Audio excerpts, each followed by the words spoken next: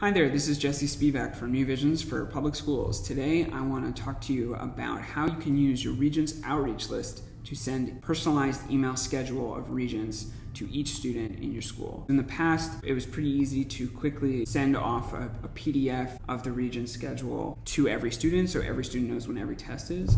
But now it's just as easy to send students an email with a schedule of the Regents that they need to take. So we're going to do this 3 easy steps. First is finding the list of students that we want to send the emails to.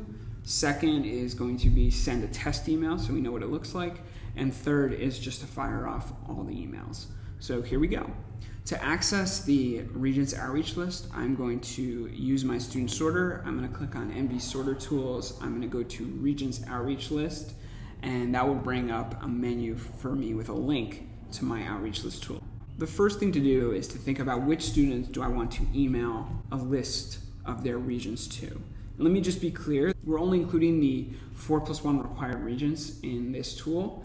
So that means that we don't have chemistry, physics, Algebra 2, or any of the foreign language Regents in here. So if you are thinking about telling students about the Spanish Regents coming up that they need to come in for, this is not the tool for that. But this will tell students that they need to take U.S. history, living environment, global studies, Common Core algebra, integrated algebra, English, or earth science or geometry. So again, the first step is to decide which students should get their schedule sent to them. And in some schools, that might just be everyone, right? In some schools, every student should just get an email with all their schedules. And so to do that, I would just change column BQ from no to yes for every single student. Now, for some schools, though, it may not be their style or culture to send emails to every single student. Maybe you want to target only a couple students to send schedules to. In that case, I'm going to set no for the first student, copy, and then paste that all the way down.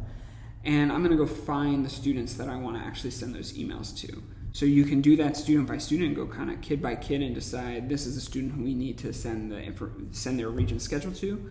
Or we can use some criteria like attendance. So I can filter for attendance and say, you know what, I only want to send an email to students who come less than 90% of the time. So what I'm doing is creating a filter for all my students who have a year-to-date attendance of less than 90%. So maybe I only want to include these students on the email. So in that case, I would go back to column BQ and select yes for these students. You can use any filter that you want, though. You can filter for any of the information in here. You could filter for cohort, you could filter for IEP status, for whether or not they're scheduled for a particular Regents, for whether or not New Visions considers them a priority for phone outreach, which means that they either have a history of missing exams in the past or low attendance. You can filter for students who still need exams. You can filter for the exams themselves. Maybe we only want to outreach to students who failed the exam in the past. That's up to you. There's zero cost in sending these emails, so providing as much information to students as possible, I think, is good practice. So again, just going with this hypothetical example, we're choosing students who have less than 90% attendance, and we want to include them in an email. So my next step is to just fire off a test email. I'm going to send a test student email right now, and if I haven't done this before, I need to authorize it. So as I send this test student email, that's only going to go to me. It's going to give me a confirmation, do I actually want to send this to myself? And I do. There's no danger in accidentally sending emails to students when you use the test function. And then I'll get a message once the email has been sent saying that it was successfully sent. And then I can go to my inbox in Gmail, and it's going to pull the student from the first row of the spreadsheet, and it will show what was sent. And if this was a student who had multiple Regents, they would all be listed right here.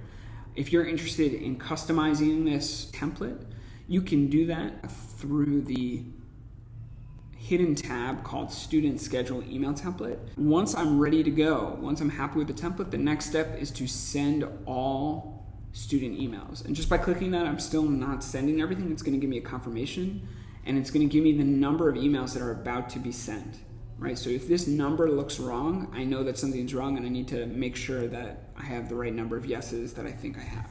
When I'm ready, I can click yes, and it'll fire off an email to each student I have selected yes for in column BQ. It's going to write a status message in column BS once the emails have been sent.